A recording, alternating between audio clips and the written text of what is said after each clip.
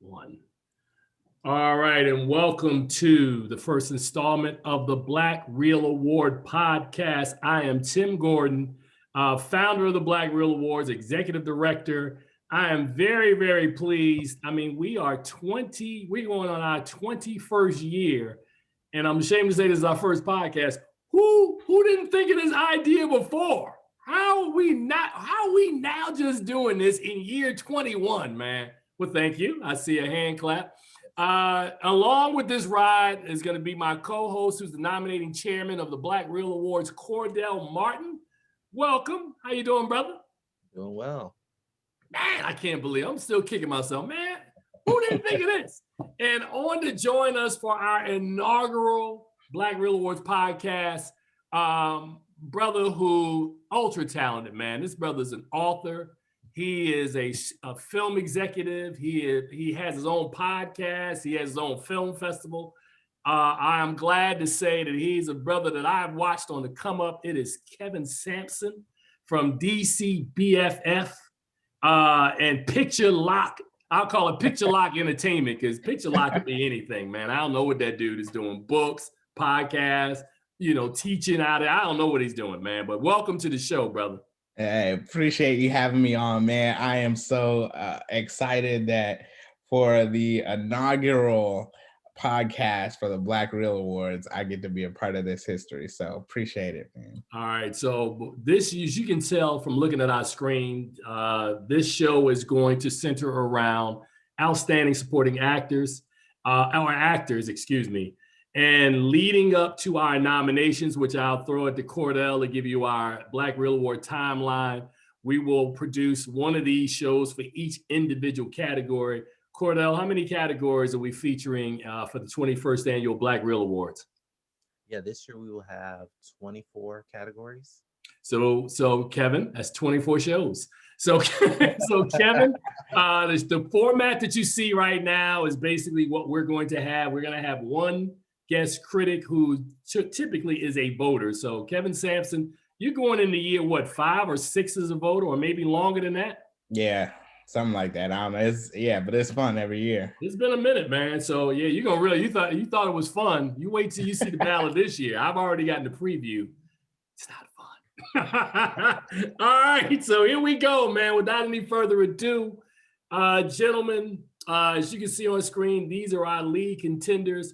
Outstanding supporting actor, and despite the fact that you can see them, I will read them for the audience who will not have the privilege of looking at this.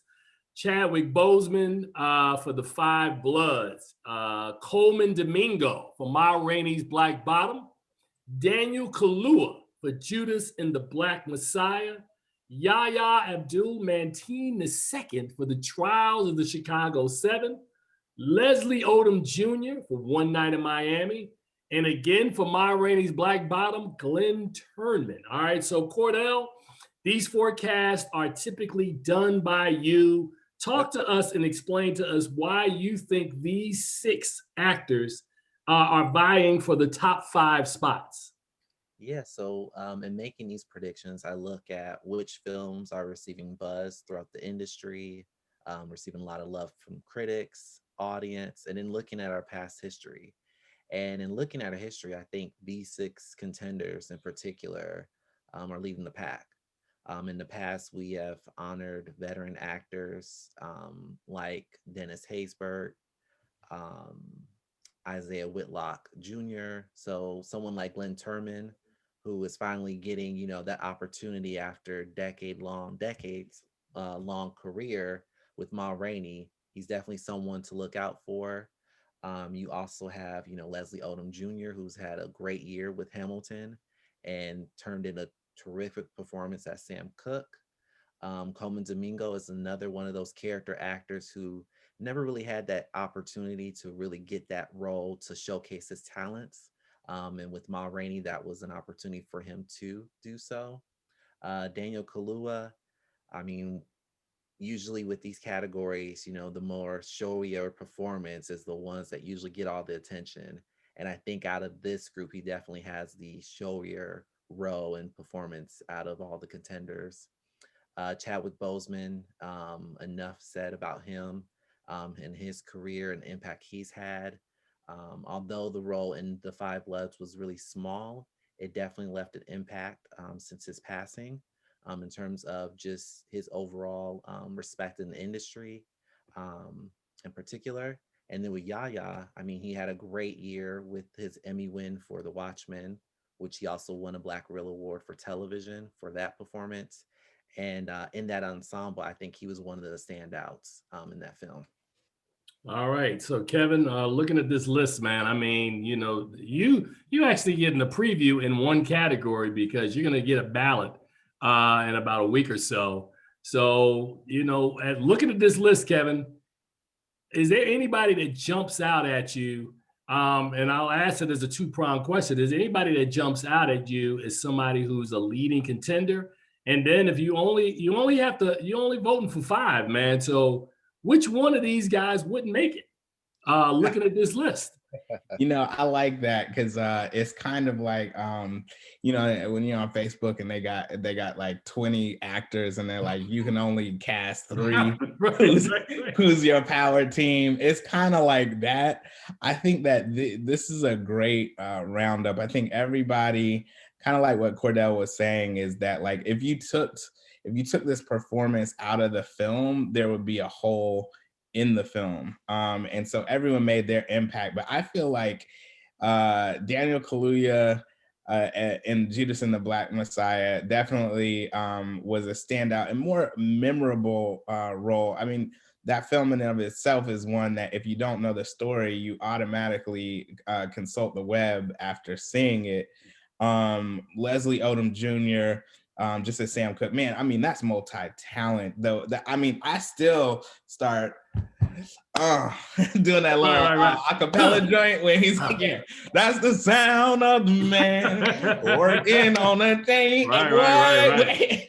I mean, that was the fact that he's doing it and then also acting and bringing to life Sam Cooke. Definitely a standout. And for the trial of Chicago 7, I mean, Yahya's role, in a sense, it was smaller. But then it's also because I actually watched the trial of the Chicago 7 before Judas and the Black Messiah. But if you do that, if you like watch both of those movies and you see that little tie-in, it makes this broader statement. But back to his performance, I think it was really memorable. And yeah, so I think those 3, in terms of like, I think they all kind of either really made a huge impact but had a little bit more screen time than the others. Chadwick Boseman, much like in Moonlight, with the father role, if you took that father figure out, like that father had an impact on the main character's life. So you only see him for that little bit. And the same thing with Chadwick in The Five Bloods. You only see him for a little bit, but you can tell that his role and his life in the film just had a huge impact on those characters. And so I kind of feel like that's the same thing with Coleman Domingo and Glenn Turman. They really came to work, but those performances don't, stand out as much as, like I said, Daniel, Leslie, Yahya. Those are my big 3. And then I would throw Chadwick in there. And between Glenn Turman and Coleman Domingo, it's kind of a toss-up. I can't. I don't know who my number 5 will be. Well, it's funny, man, because listening to both of you guys, and I'm thinking about Chadwick Boseman in The Five Bloods, and I echo both what Cordell and you just said, Kevin, about his role not being small, but it's very impactful because throughout the film, the characters are all talking about what his character represented to them. And, you just see him in a bunch of flashback scenes.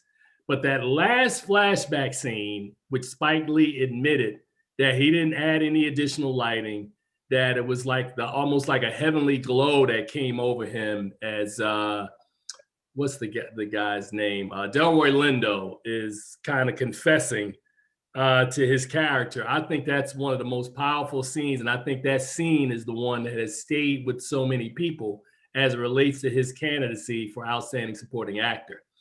As it relates to Daniel Kaluuya, I mean, Cordell knows, and a couple other people may know, that when they initially dropped the trailer for Judas and the Black Messiah, I was totally not happy. I was like, man, I know who Fred Hampton is. I know the history. I said, unless this dude can do a Denzel Washington, Malcolm X sort of transformation, I'm not buying it. And then I saw the film and then texted Cordell and went, so what had happened was, because I thought Daniel Kaluuya killed it, man. I thought Shaka King's screenplay, the way it's projected, I think the recreation of 1968 in the film, I think they get a lot of that stuff right, along with another performance that we're not going to talk about today. That's in another category, but I feel similarly to that. And then the third one that really stands out to me, of course, and you both have already talked about it, was Leslie Odom Jr. in One Night in Miami. The fact that, he bears a striking resemblance to Sam Cooke, the fact that he's singing Sam's songs, his dialogue in the film. I love Leslie Odom Jr. And I would happen to say that, he was probably the best known of all those cast members, man. And I thought he killed it. I thought he did an amazing job. So moving down, Cordell, what's the next group? If these are the leading contenders, who's next? Yes, we have a few outside contenders. So this is where we get to the fun part, Kevin. So we got Jonathan Majors for the Five Bloods, Clark Peters for the Five Bloods, Chiwetel Ejiofor, which is a name I love to say, for the Old Guard, Samuel L. Jackson for The Banker, Arinze Kinsey for I Am Your Woman, and Aldous Hodge in One Night in Miami. So now we go back to Cordell. Well, actually, let me go to Kevin first before we go to Cordell. Kevin, if you had to take one person from this list and squeeze them into your top five, is there anybody on this list that you see? I was going to say when I saw the slide change, I was like, yeah, that makes sense for this to be the next tier, because it's not that they're not, it's all serviceable performances. It serves its purpose in the film, but I wouldn't say that they jump out at me. And so I feel like you guys definitely nailed it in terms of that first tier. So the answer is no. Yeah, man, I hate to say it. Yeah, I wouldn't, nah.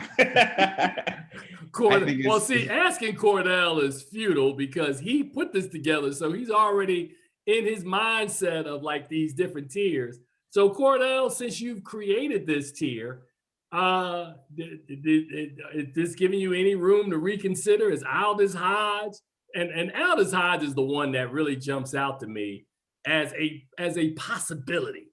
No? Yes? Still no? You're gonna leave him where he is? This depends on the voters and how much they like a particular film. Because there's a lot of contenders, competing from the same film. So you have like 3 actors from The Five Bloods, 2 actors from One Night in Miami. So it just depends on, how much they love that particular film. And they might just nominate all those performances. In terms of this group, the first 6, I think, is a solid 6 that I just can't see any of them really bumping any of those 6 out. Maybe Aldous Hodge, if people really love One Night in Miami.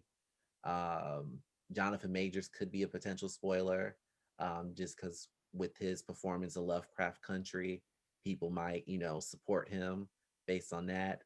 Clark Peters, like Glenn Turman, and Coleman Domingo, is just one of those veteran character actors who never gets his due. So maybe people might feel that they wanted to, shower him with some love.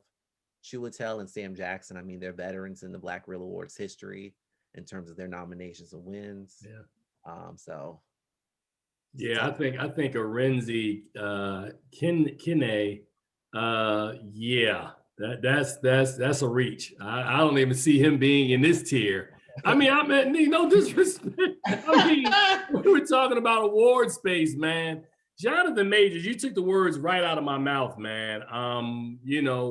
Lovecraft Country was such a popular show, but Lovecraft Country's nominations are going to be coming up later this summer. We're not there yet. So we're at the Five Bloods right now.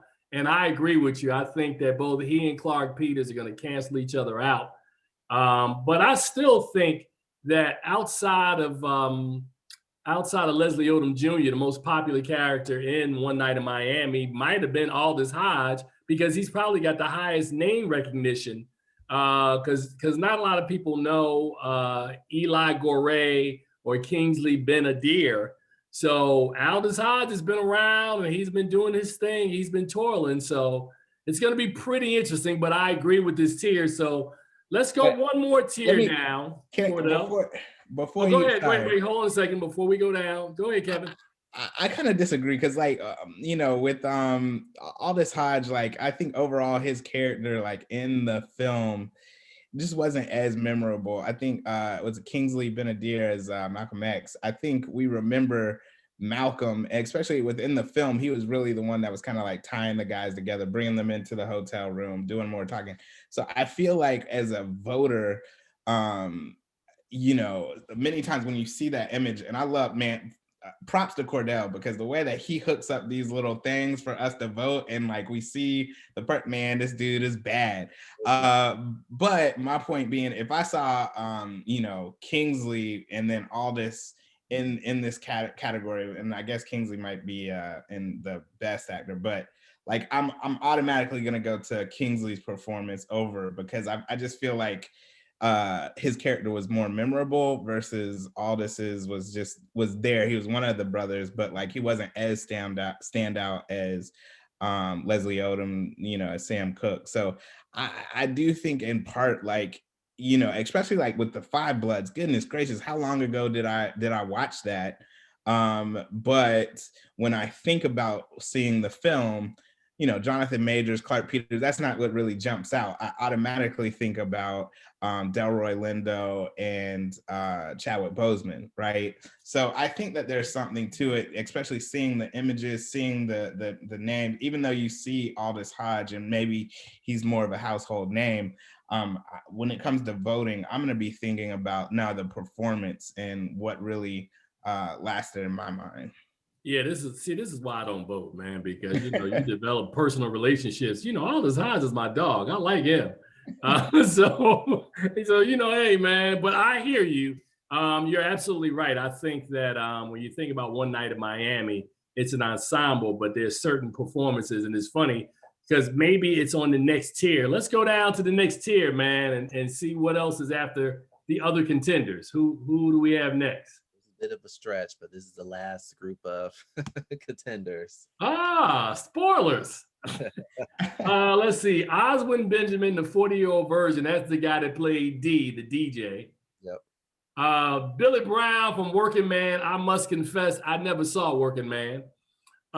Keegan Michael Key for The Prom. That was a cute performance. Courtney B. Vance in Uncorked. He played the father who just threw shade at his son for like 85% of the movie. And then finally, Jeffrey Wright in All Day and at Night, where Jeffrey Wright uncharacteristically plays a super aggressive dad who beat the bejesus out of his kid, then went to the pen, and then his kid joined him in the pen.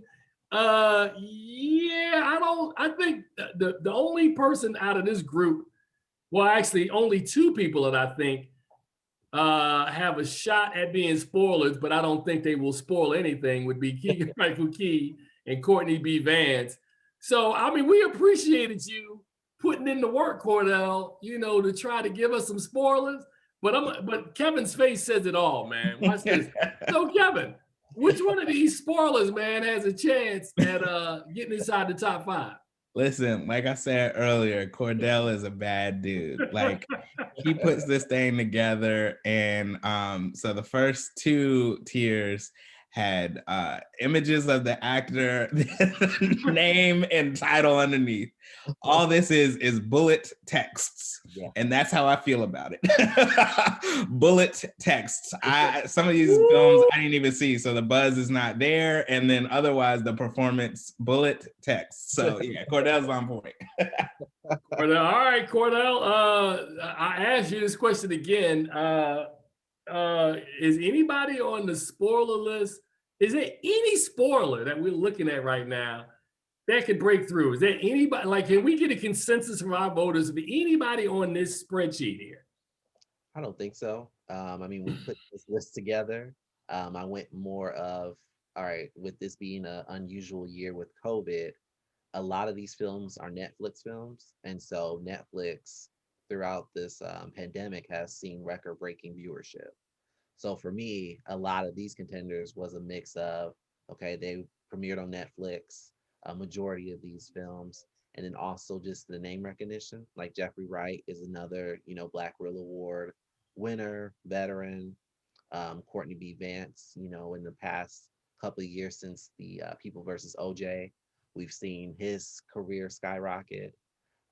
Keegan Michael Key, I know The Prom was one of the more popular films to come out of Netflix. So just in terms of visibility, if people love the musical, he could get a few votes. Billy Brown and Oswin Benjamin. I mean, I don't think as many people saw their films as the other contenders, but I just figured, all right, there's some buzz about them, but I don't think any of them could knock out that top six. So Billy Brown, let me just make sure I get this correct. Is that the same actor who played opposite Viola Davis, I guess, in a couple of seasons of How to Get Away with Murder? Yep. Okay. Yeah, I just wanted to make sure that I just wasn't dismissing them. All right, Cordell, take us back up to the top slide again, because we need to talk about this again. All right, so here we go. Kevin, as a voter, and you don't have to share your vote with us, man, but it's clear that the 5 folks that you're going to vote for, I would argue that all of the choices are on this slide. Am I correct? Oh, yeah. 100. Hold on, yeah. So again, I know we broke it down, man. As I'm looking, I made a case for the 3 of Bozeman, Odom, and Kahlua. So let's talk a little bit about the 3 that I didn't make a case for. Yahya Abdul-Mateen, I think either Cordell or Kevin, both of you touched on it, that he plays Bobby Seale in the film. And this is the infamous trial that takes place for what started off as the Chicago 8 before they removed him because he wasn't represented by the same attorney. Famously is bound and handcuffed and gagged in the courtroom. I think it's a good performance, but I think the performance, am I wrong when I say it's more in the theatrics of the performance than the performance itself? Am I wrong, Cordell or Kevin? We'll say that again. I said, is the highlight of the performance, is the performance more about the theatrics of watching the visuals of him being bound, gagged, and handcuffed, more so? I think it's more about that than it is about what he does the rest of the film. Am I correct? No, I disagree, because I think the entire time what you see is, one, visually, he's like the only brother, a Black male that's up, on the trial, and you hear him repeatedly talk about, hey, I do have representation. He's not here. You're not allowing me to be represented. And so he has a big weight of making sure that we understand like why Bobby Seale eventually was bound and gagged. And I think that leading up to that moment, you get a lot of performance from him as a strong Black man, as the only Black man that's, on what's it called, the bench, or what is the proper term? He's literally on trial or on in front of not the bench, because the bench is where the judge is, but he's at the table back there. Yeah. And so I think that, how sometimes we talk about how as Black people or Black, it's hard to represent the entire race, right? Like Chris Rock would talk about like, oh, I got to represent the entire race. And I feel like his performance and his character in many ways has to represent the people during that time. And I feel like that was, it was evoked, it was emoted through his performance. All right, Cordell, what did you think about the overall performance that he gives? And my original question, which Kevin disagreed, that I thought that he did represent, and I would agree with you, Cordell. I mean, Kevin, that I think he does represent the black viewpoint during that trial, where everybody else is there, Abby Hoffman and all the rest of those guys. But for me, I think when I watched the film, the couple of times that I did watch it, is that I saw his performance, but his performance to me really elevates a notch when you see the trauma that's inflicted on him. How did you feel? Do you agree more with what Kevin is saying or more what I'm saying as it relates? I mean, I can see both of your guys' viewpoint. I think for me, Sell with out. thanks, Tim. I think with Yaya's performance, I think what hurts him is the limited screen time. I feel like if he had maybe one or two more scenes, I think he would be one of the front runners for this award. Okay. Now, in Ma Rainey's Black Bottom, of course, you know, Chadwick Boseman in the Best Actor category is going to get a lot of the smoke. But let's talk a little bit about the work of two of the actors that he plays off of in his film. And of course, we'll start with Coleman Domingo. Coleman Domingo plays, trying to remember what his character's name was. I can't remember right now. Hold on a second. I'll call you back. But he's really Ma's band leader and the person that she communicates a lot of her instruction to. He also has a very strong, I don't want to use the word Christian, but a very strong spiritual viewpoint that counteracts against Levy, played by Chadwick Boseman's viewpoint, which creates some explosion in the second toward third act of this film. I thought in addition to that, you're holding something up. What does that mean? Coleman Domingo is Cutler, and then Glenn Turman Toledo. Thank you. See, that's why you're here, man. So Cutler is who Ma kind of relays a lot of her instructions to. And we see him in scenes where he is kind of in the middle, right? So, you know, he's like, he understands and everybody respects that Levy has a lot of talent, but Levy also is kind of brash, where they're kind of old school and they're trying to, you know, they understand they got a gig, they work with Ma for a minute, so they know what Ma likes, they understand her personality, where Levy's the wild card, man. I'm writing these songs, you know, I'm gonna sell them to this man, I'm gonna get my own band, blah, blah, blah. So I thought Coleman Domingo was great. And then in that one scene where he and Levy, or Cutler and Levy, go at it, I thought that was one of the films, or one of August Wilson's most powerful kind of scenes, where both of the monologues are going back and forth with both these gentlemen and their viewpoints. I skip down to Glenn Turman and say as well that Toledo is probably the oldest of the bunch. He is, you know, he's been around Ma the longest. At least it's inferred that he's been around the longest.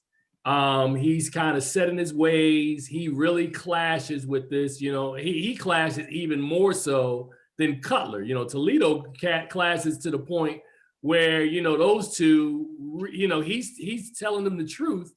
And, you know, and Levy is just immature and can't take it. So taking those two dynamics, man, again, with these actors, Kevin, for you, I'll start with you. Think about it from a standpoint that it's not just about the performances, but they are mouthing the words of America's Shakespeare, August Wilson. August Wilson has written all this dialogue that's rich and textured and layered. And these two step into these characters like a wonderful, comfortable pair of shoes. How does this work for you, man, and their chances, man, of nomination this year? Man, when you put it like that, then it's like that's why I just set it up, bro. Right. And I already said that those were the two that will be battling it out in my book for that fifth spot anyways. I think with both performances, right? They give you like an archetype, like you were saying with Cutler. He's kind of like the in between between the band and Ma. So he has to play this leadership role. No kind of no nonsense, trying to keep Levy on the up and up, but also seeing, hey, we got to shake things up.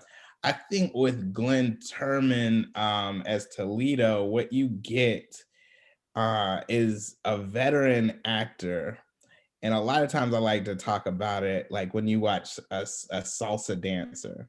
When you watch the young guns doing their thing, you know, they look great. But when you watch an older gentleman, you know, do salsa, like it looks so easy because they're so smooth with it. And I think that the wisdom that Toledo brings and that life experience that Glenn Turman brings to the character as he, you know, delivers the words of August Wilson. I think that that might, if in the way that you put it just now, Tim, that might edge him out. And I think again, it kind of goes to being a veteran in the game, bringing that experience and the character that he played brings a lot of the experience and balance to Levy's young, wild and free mentality. So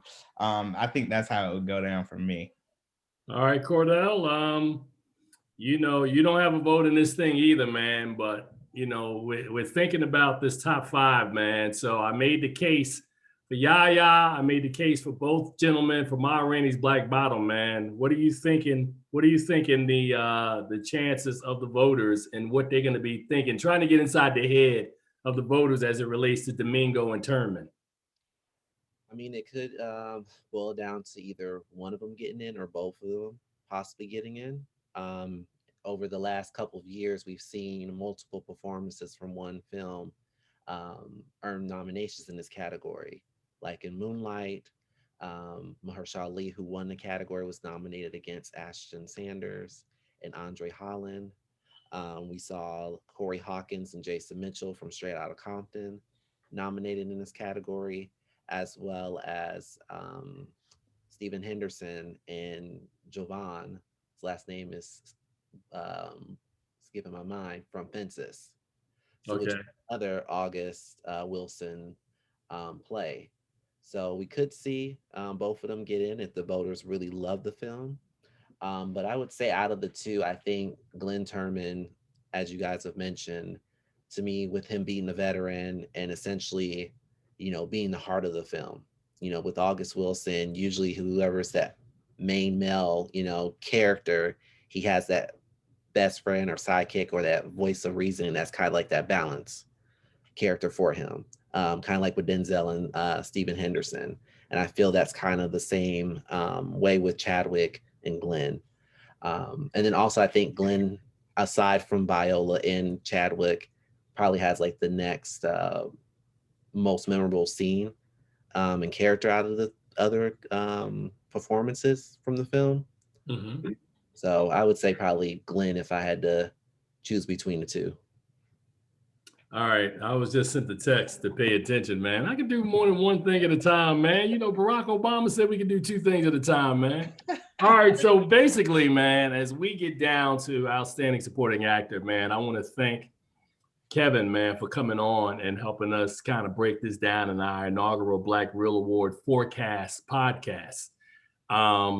Well, actually, it's the Black Real Award podcast where we're doing forecast of each individual category. Wanted to thank you for that, man, because this is illuminating, man, and I think it's going to get a lot more difficult as we move down and look at these different categories because we're dealing with a historic year that this is the first time in almost 30 years of me doing this that we've ever had a film year extend past a 12-month calendar. So you add in 2 additional months, that's 2 additional months of more stuff. So like, think about it. If, let's say if Judas and the Black Messiah and Malcolm and Marie and the U.S. versus Billie Holiday wouldn't have been ready in time, none of those 3 movies would have even been eligible this year, but yet they are.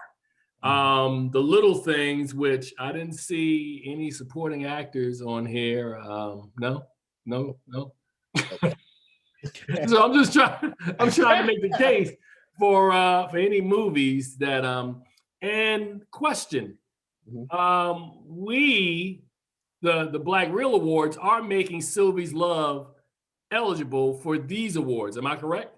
That is correct. Okay, so all right, so no supporting actors there. All right, cool. I'm just trying to check if there were any movies that were January or February releases that that didn't get an opportunity to get any support. Cordell, are we missing any, or did we get everybody that should have been gotten for these awards this year? Because I see Judas is in here.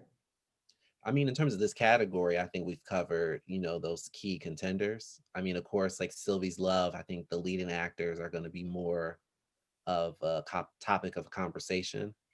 And then the Little Things, I mean, is Denzel. So he's always going to be a part of the conversation. I don't think he's really going to make much of an impact this year. And then Malcolm and Marie is just a, 2-person movie between Zendaya and John David, and they're both in the lead category. So Cordell, that was his nice way of going, man, I did this. Why you questioning what I did? I was about to say, man, Cordell is on it, man. Cordell is on it, man. Cordell is kicking butt. All right. Well, I think that concludes it, man. So Cordell, on the way out, man, give us our timeline, man, of what we're looking at as it relates to when voting happens and when we're announcing the nominations for the 21st Annual Black Reel Awards. Yeah, so the first round of voting will take place on February 8th and 9th. And then the nominations for the 21st Annual Black Reel Awards will take place on February 18th. And then that following week, we'll do our final round of voting. And then we will announce the winners on Sunday, April 11th. Wow. Man, I tell you, I'm proud, man. This sounds like this is a really good operation, man. I wish I could talk to who put this thing. Oh, never mind. Kevin Sampson, tell people where they can follow you, read your content, and I'm not talking about your college students, man. Yeah, man. Picture Lock at Picture Lock Show. Everything on social media. PictureLockShow.com. to read my reviews. I am kevinsampson.com if you want to get a bigger scope of all the different things that I do. But again, I want to say, Cordell, you're a bad dude. This brother, he puts this stuff together all the time. And Tim and I always talk about, hey, you need a Cordell on your team. That's what he always said. You need a Cordell. Yeah, you do. I do. Yes, you do. And Tim, man, congratulations again. I tell you this all the time. As we vote in all these different critic bodies, for me, the Black Reel Awards is honestly, in many ways, the most important to me because we're celebrating our people in a way that doesn't get done because film is subjective. And I tell my students this, and as I, make different speaking engagements, because film is subjective and there's so few minority film critics, the bodies typically don't reflect, the lineup that you have here. It's like great performances, but they're not going to be talked about. And that's kind of really due to sheer numbers. So the Black Reel Awards is extremely important. And I appreciate you guys continuing to push our performances forward and celebrate our people. Hey, man. And there's nothing more you can say to that, man. I'm proud of doing it. It's been a labor of love since we've been doing it from 2000 to now. Cordell always likes to joke and tease me. Like we look at the early years when we didn't have the depth of nominee that we have right now. That's the nice way of saying it. Like, hey, man, that was before my time. I'm like, word. So, hey, man, thank you. We're going to close the book on this episode of the Black Reel Award podcast. Kevin Sampson, man, remember, you can only be the first one time.